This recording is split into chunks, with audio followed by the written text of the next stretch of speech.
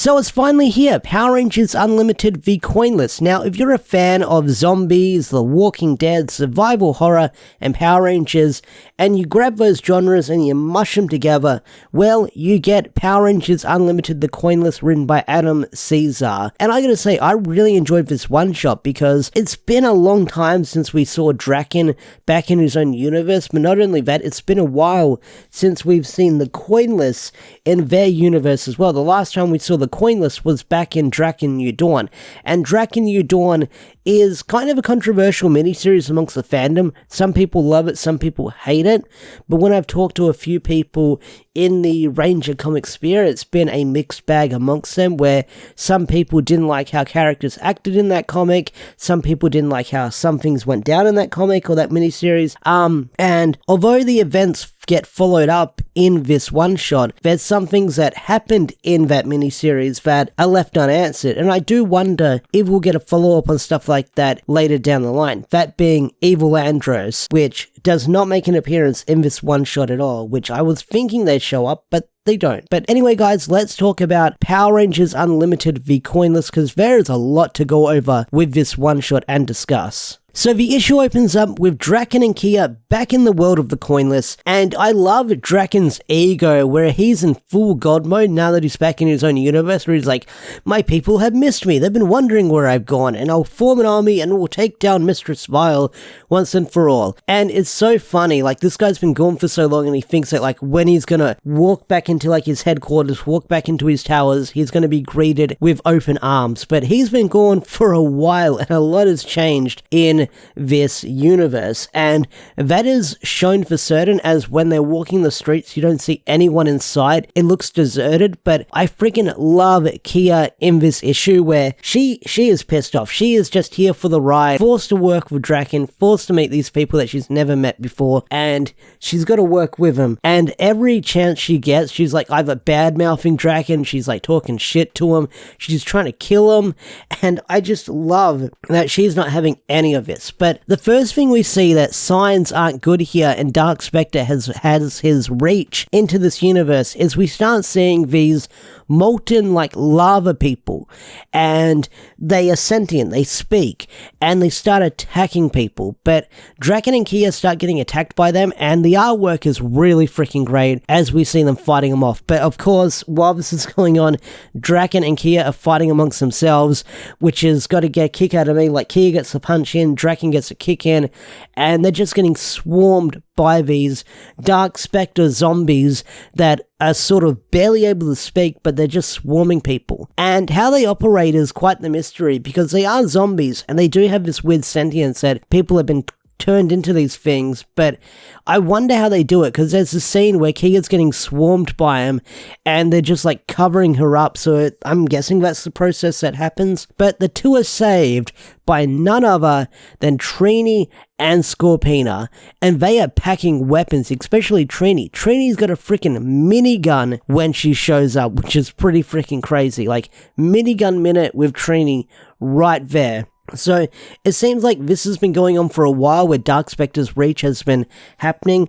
And that's the, like, one, like, slight minor complaint I've got with this comic, is we don't get a backstory with how these Dark Specter zombie-like creatures came to be, or when they started attacking. We just know it's been like this for a while, and they've been trying to fight off. Like, I don't know if this happened, like, after Drakkon New Dawn, and that's when Dark Specter's reach came in. Like, you don't really get an explanation what these zombies are about, but you just know that people in the world of the Coinless have been turned into these things, and we'll get to that in a bit. So, Drakkon and Kia are saved by Scorpina and Trini, and right away, Scorpina is going in for the kill, so Drakkon's trying to fight her off. Kia's trying to break his arm as well, so Drakkon's trying to fight off these two ladies, trying to kill him, but then Ranger Slayer comes in to break it off. Now, the Ranger Slayer and Drakkon reunion is really interesting. It's not the reunion I was thinking we'd get, but seeing with the situation they're in, there's not time for, like, banter and chit-chat, but Drakkon is, like, quite, like, he is getting on everyone's nerves. He is under everyone's skin as soon as they enter the tower. So Drakkon asks, how many cities are left? How many still stand? And Ranger Slayer replies with, you killed the world, this is it. And Drakkon's like, me, I didn't do it, you opened the deadlock. And Drakkon asks, like, how's Zack doing, because Billy's dead, of course, and this ticks a nerve in Kimberly. Like, she's like, don't say his name. And then Drakkon's like, hey, why are you getting mad at me? You're the one that opened the deadlock, so you're in this situation. Now, if you don't know what the deadlock is, the deadlock was a plot point in Drakkon New Dawn, and it was where Jason was being kept. And Jason, for the longest time, everyone thought he was dead in the world of the Coinless, but it turns out that he was being held hostage in this big armor. And if he ever left the deadlock, then it would set off a signal for people to come and invade Earth. It would be like the signal that Drakkon is no longer here. So it would be like this big beacon signal to like Dark Specter in that universe for them to come and invade Earth now that Drakkon's no longer there. Because Drakkon apparently like kept things in check while he was like ruling the world of the Coinless. Like he made sure like the Machine Empire didn't come by. He made sure that like Earth was his universe. Stay out of it, because I rule it. And he did a really good job of it until, like, the deadlock was open and Jason was set free. And we'll get to Jason in a bit, because he does make an appearance in this issue. So, Drakkon does say that he's going to create a new Ranger team, and he's going to give everyone some powers. So, that brings in the diffuser that we saw in Drakkon New Dawn. So, that comes into play again. So, with the revelation that they're going to be Rangers again, one character that's really excited is Bulk. And you have this panel of Bulk talking to someone in this underground room, sort of like in this like factory setting, and you don't know who he's talking to, and then you find out that he's talking to one of the Dark Specter zombies. And who else is it? Of course, well, it's Skull. He like basically chained Skull down in like the basement and kept him. It kind of gave me Shaun of the Dead vibes, where he chained up his best friend who's now a zombie. But yeah, Bulk says that he was warned that Skull shouldn't be like kept down here, and of course, Bulk being Bulk, he wanted to be with his best buddy forever, so he kept him chained up in the basement, and he's like having conversations with him. He's trying to rehabilitate him as he tells him all these stories that they're going to be Rangers again. So, of course, with this decision that Bulk has made, it does not end well for our heroes leading into the finale. But one thing that always, like, I'm still, like, curious about, like, how do they become, like, the Dark Specter zombies in this issue? I'm guessing once they die, they get converted into one, because it's another character that we see that's turned into one, and that is Zack. And that's why Kimberly is so upset that his name was brought up. And we find out what happened to Zack later down the line in the issue. Now, we do get a little cameo from Dark Specter in this issue, where he does say that this world was the first one to fall under his control, but he wants to get rid of all the survivors, so he tells his lava children to go out and attack. So, seeing how we see Dark Specter in this issue, saying this was the first world to fall under his control, and what Drakkon said at the start of the issue, I'm guessing within the time frame of it took Drakkon and Kia to get to this world, Mistress Vile has already won the battle, and Dark Specter's reign of terror has already spreading throughout the universe. And we'll probably see that a little bit more in the upcoming Hyperforce issue later down the line, next month when it drops in July. So yeah, this was the first world that Dark Specter conquered, and for him to have multiversal reach is freaking crazy, because when I first saw this panel, I thought, maybe this is the world of the Coinless Dark Specter, but then piece it together, this could be like the Dark Specter that Mistress Vile is aiming to revive. Alright, so then we cut back to our heroes trying to work to defuse it, trying to use the power coins to spread the powers around, like what we got in Drakkon New Dawn. So, what we get is we have it almost working, and Kia's like really excited. She's like, haha, you're dead, Drakkon, once it starts working. Get ready, I'm gonna rock your world. And then it doesn't work and she gets really mad. But then we get another scene just like that, where it almost works for Bulk, and then Drakkon flips out and he screams failure in every universe. So that got a laugh out of me with how like you have those two characters like flipping out that it doesn't work. So we also have this scene where Kimberly is watching the monitors, but you see someone staring at the monitors and talking to her, saying, come out, Kimberly. And then we soon find out that this whole, this lava monster we've been following since the beginning of the book is Zack. And we find out through flashback that during the Dark Specter invasion, that Zack sacrificed himself so Kimberly can keep living, but his final words was make it count before he died.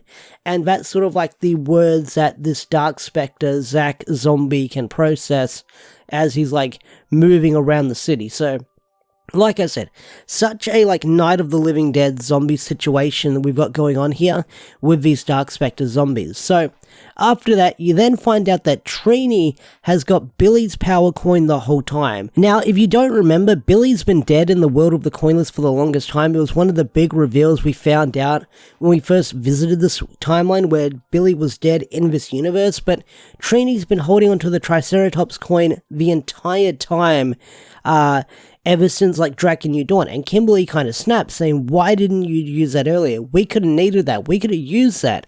And Trini says, I know, but it's the only thing I've got to remind, like to hold on to, that I can keep in my memory about him. So I can understand where both sides are coming from, but then we get the reveal from Kimberly saying, hey, if you want more power coins, we gotta go up. And then that's when they do this big stealth mission. They go up the tower to pay a visit to an old ranger friend. So they end up visiting none other than World of the Coinless Jason Lee Scott. Now, World of the Coinless Jason is kind of a mixed opinion of how he acted in World of the Coinless. Not a lot of people liked how that Jason ended up acting, but what we get is when Drakkon opens the door, he gets blasted by something. And what we get is this reveal of Jason with a shotgun that blasted Drakkon point blank. And Jason's like, oh, I thought you were one of them. And Kimberly's like, no, you didn't. And he's like, no, I didn't. So he's like, come in, first aid's in the fridge. So while Kimberly's making this big speech while they need help from him, Drakkon's like coughing on the floor going, you'll regret this. And then there's a scene where they're talking about using the powers again. And Drakkon's like, well, I didn't invite you, Scott. And Kimberly's like, don't make me tell him to shoot you again. And that scene definitely got a laugh out of me. So with Jason giving them remnants of the old power coins and the diffuser up and running, we have our unlikely heroes morph into the Drakkon Rangers, giving us a look at a brand new Ranger suit design for our unlikely heroes. So, with the Drakkon Rangers, we've got Bulk as the Red Ranger, Trini as the Yellow Ranger, Scorpina as the Black Ranger, Kia as the Blue Ranger, Drakkon as the Green Ranger, and Kimberly as the Pink Ranger, of course. So, these suit designs, I feel like these suits are going to be mixed amongst the fandom. Some people are going to love them, some people are going to hate them. I like them. They've got this they've got the represent colors, and then the chest piece and the lower parts are black, except for Drakkon. Drakkon is all green, and Scorpina sort of has this grayish black going to it, so sort of like the black going down doesn't like blend in. What the helmets look like, they look like the Mighty Morphin helmets-ish, kind of, sort of, but they've sort of got this like Drakkon look to them, like they've got teeth going on for them. They look a little bit more vicious, especially for suits like Trini and Bulk, where that's meant to be the Tyrannosaurus, where like the Tyrannosaurus teeth are more like sharp teeth, so they look more monstrous. But these designs look pretty cool in my opinion, and you can sort of see remnants of their old suits into it, like especially Kia, there's some purple there, Drakkon sort of like has his helmet there, Scorpina's got her horns, representing her monster form, I'm guessing, but not only that, she's also got a stinger in one arm when she morphs as well, so that shows that it's Scorpina as well.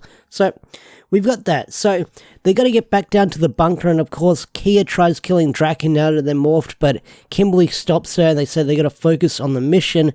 So, they make their way down to the bunker, and while this is going on, Skull breaks free from his chains, and attacks Finster 5, possibly killing him, I'm not sure. But seeing how things turn out in the ending of this issue, he's probably dead, he's probably going to be turned into a Dark Specter zombie.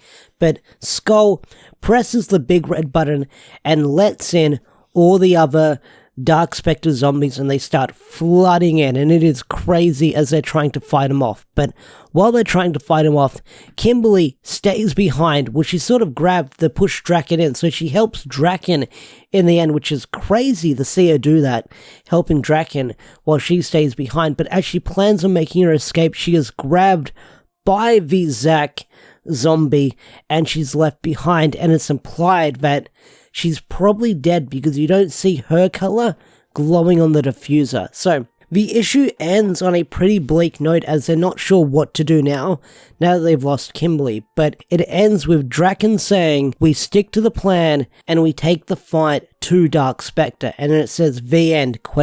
and that's where it ends. So Power Rangers Unlimited, the Coinless, is very different from what we've usually gotten from Boom Studios, because like I said at the start of the review, this has its like horror aspect to it, like it's Night of the Living Dead, Walking Dead, zombies, mixed with Power Rangers genre going on for it, and I kind of wish this was like a mini-series and we can see more of it as they're sort of taking the fight to Dark Specter. So I'm curious what kind of follow-up we're going to get with the Drakkon Rangers. No doubt about it, they're going to play a role in Darkest Hour, but with a cliffhanger this big that they ended on, showing how high the stakes are, that we've lost so many people in like the world of the Coinless already, I'm curious to see what's going to happen. Like, one big question is, what happens when this all ends? Does, like, the universe hit the reset button, like in Shattered Grid?